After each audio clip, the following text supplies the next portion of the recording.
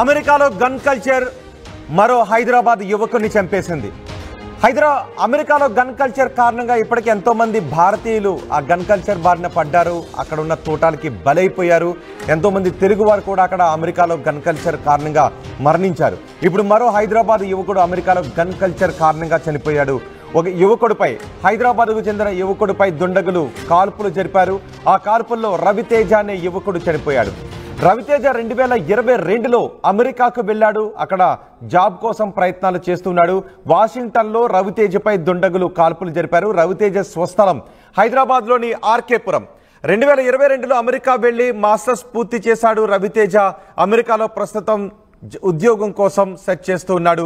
రవితేజ మృతితో అతని కుటుంబ సభ్యులు కన్నీరు మున్నీరవుతున్నారు. మాస్టర్స్ అయిపోయింది, ఇక జాబ్ చేస్తాడు, తమ కుటుంబం సెటిల్ అయింది, తమ బిడ్డ సెటిల్ అయ్యాడు అనుకుంటున్న సమయంలో అమెరికాలో గన్ కల్చర్కి తమ బిడ్డ బలైపోయాడు అని తెలిసిన వెంటనే కుటుంబ సభ్యులు కన్నీరు మున్నీరుగా రోధిస్తూ ఉన్నారు.